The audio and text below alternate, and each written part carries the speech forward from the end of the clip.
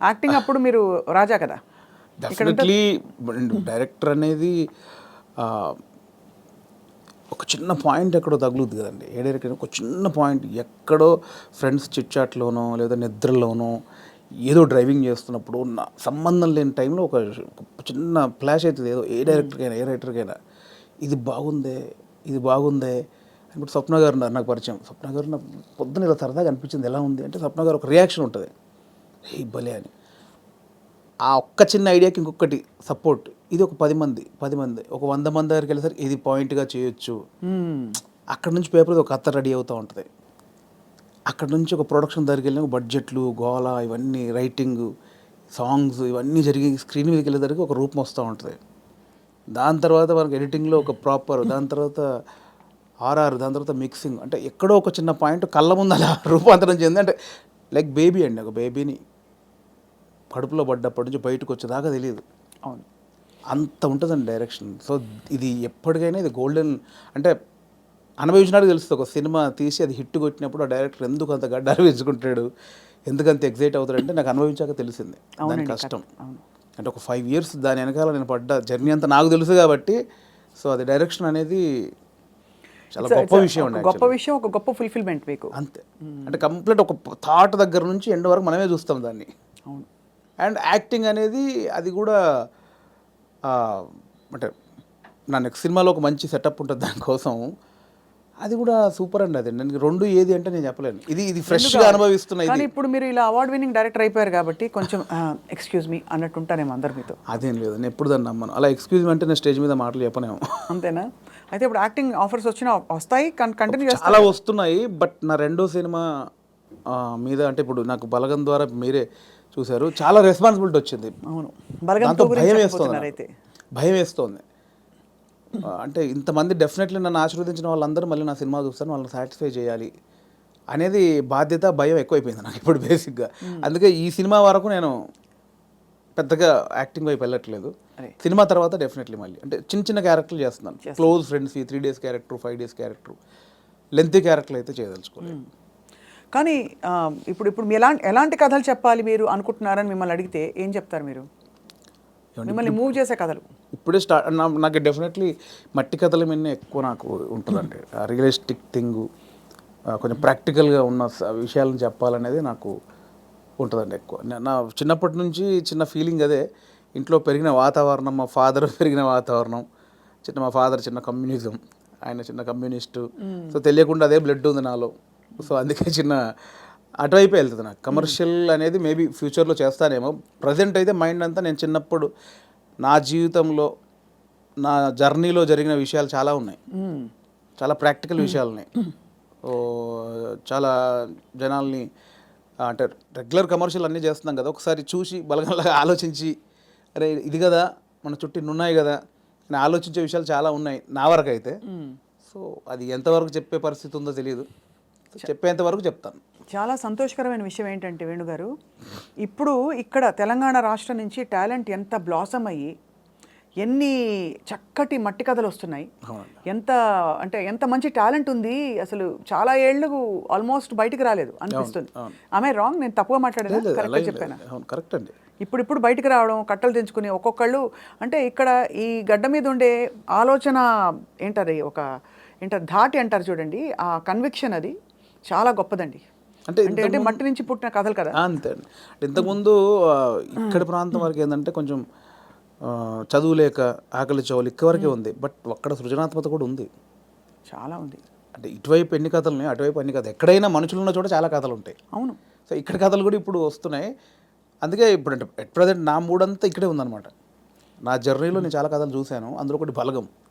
So ఇంకా చాలా కథలు చూశాను. సో అవన్నీ చెప్పొచ్చు, దాన్నే కమర్షియల్గా చెప్పొచ్చు. ఇప్పుడైతే మరి మీ రెండో సినిమా వివరాలు అడగచ్చా? ఇంకా సూన్ అండి, సూన్ డెఫినెట్లీ. అంటే అఫీషియల్గా నా ప్రొడక్షన్ నుంచి వచ్చినప్పుడు అడిగితే బెటర్. నో డెఫినెట్గా. కానీ అందరికీ క్యూరియాసిటీ ఏంటంటే బలగం తీసిన తర్వాత మీరు చాలా జాగ్రత్త పడాలి. ఇంకా రెండో సినిమాకి అదే స్థాయిలో మెప్పించాలి, ఇంకా ఎక్కువ మెప్పించాలి వీలైతే. మరి ఏంటి మీ ఆలోచనలు దాని మీద? ఉందండి, కథ అయిపోయింది, ఆల్మోస్ట్ కథ అయిపోయింది. ఇంకా అఫీషియల్గా అనౌన్స్ చేస్తాం త్వరలో. మళ్ళీ డెఫినెట్లీ నన్ను ఎవరైతే ప్రేమించారో, ఆశీర్వదించారో వాళ్ళని ఒప్పిస్తానని నమ్మకం అవుతుంది నాకు. అదైతే ఇప్పటివరకు అయితే ఖచ్చితంగా ఒప్పిస్తానని నమ్మకం అవుతుంది. అంతకుముందు కామెడీ యాక్టర్గా జబర్దస్త్లో మీ జర్నీ ఎలా ఉండేది వేణుగారు? అది హ్యాపీ జర్నీ అండి, చాలా హ్యాపీ జర్నీ నా లైఫ్లో. అంటే జాలీగా ఉన్న రోజులు అవి. అంటే నేను 2004లో యాక్టర్ అయిన తర్వాత 2015 వరకు గాడ్ గ్రేస్ని అసలు వెనక్కి తిరిగి చూసుకోలేదండి. అంటే నేను డైలీ 4 షూటింగ్లు 5 షూటింగ్లు. అంటే ఈరోజు హైదరాబాద్లో ఉంటే సడన్గా మీరు వేణుగారు ఎక్కడున్నారంటే ఈరోజు ఇక్కడే ఉన్నానండి ఈవినింగ్ అంటాను. రేపు ఫోన్ చేస్తే దుబాయ్లో ఉన్నానండి. అదేంటి నేను ఈవినింగ్ హైదరాబాద్ అన్న, అంత బిజీగా ఉన్నాను నేను. అంత బిజీగా ఉండే డైలీ 3-4 షూటింగ్లు, ఈవెంట్స్ అని దుబాయ్లు, ఫారిన్ షెడ్యూల్స్, చాలా బిజీగా ఉండేవాడిని. ఐ థింక్ 4 నుంచి 15-16 వరకు నేను వెనక్కి తిరిగి చూసుకోలేదు. అంటే మా ఇంట్లో నెలకి ఒక వారం రోజులు తింటే హ్యాపీ, అంతే. అంత బిజీగా ఉండేవాళ్ళు. పొద్దున ఎప్పుడైందో సాయంత్రం ఎప్పుడైందో నైట్ ఎప్పుడైందో తెలిసేది కాదు. సో 15 తర్వాత కొంచెం జబర్దస్త్ నుంచి బయటకు వచ్చి అప్పుడు ఇంకేమైనా చేసుకోవాలని ఈ బలగం ఏదైతే దానికి ప్లానింగ్లో ఉన్నప్పుడు మాత్రం కొంచెం ఒక 3-4 ఇయర్స్ బాగా స్ట్రగుల్ అయ్యాను. సో కానీ ఎలాగా అంటే మీరు చెప్పారు కదా, అంటే మీరు మట్టిలోంచి పుట్టిన కుటుంబం మీది. మరి మీరు పొట్టకోటి కోసం అయినా పని చేయక తప్పదు. అవును. మరి ఒకవైపు ప్లానింగ్, ఇంకోవైపు యాక్టింగ్ ఆపర్చునిటీస్ వదులుకోవాలి.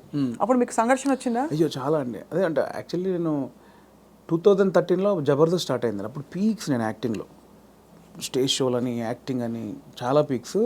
ఆ జబర్దస్త్కి వెళ్ళిన తర్వాత మేము ఎక్స్పెక్ట్ చేయలేదు. మాది స్టార్టింగ్ స్టేజ్, మాది స్టార్టింగ్ టీం, మాది ఎక్స్పెక్ట్ చేయలేదు. యాక్చువల్గా జస్ట్ ఒక 13 డేస్, ఒక 4 రోజులు ఇవ్వండి చాలు అని తిరిగేవాళ్ళు. మా వెనకాల తిరిగేవాళ్ళు. సో ధనరాజు, మా చంద్ర అప్పుడు కొత్తవాడు, ఇంక వాడు రాలా అసలు. ధనరాజు నన్ను పక్కగా పట్టుకున్నారన్నమాట వాళ్ళు. అంటే మేము ఇద్దరే అంతకుముందు స్కిట్లు చేసాం, స్మోక్ టీవీ అని అవన్నీ చేసాం. సో వీళ్ళని పట్టుకోవాలని చాలా పట్టుకున్నారు. నేను కన్విన్స్ అవ్వాలా, ఎందుకంటే సినిమా నేను అప్పట్లో కొంచెం టీవీ అంటే టీవీకి వెళ్తే సినిమాకి రాలేరేమో అనేది ఉంది. ఇప్పుడు లేదు. ఇప్పుడు స్క్రీన్ అనేది ఉన్నది తప్ప big screen, small screen, phone screen లేదు. ఇప్పుడు స్క్రీన్ అంతే. అప్పుడు ఆ వేరియేషన్స్ ఉన్నాయి.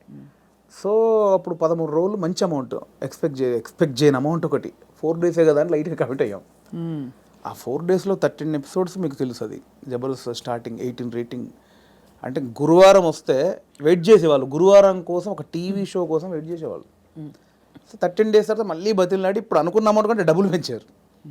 సరే అని మళ్ళీ 13 చేసాం, 27 ఎపిసోడ్ చేసాం.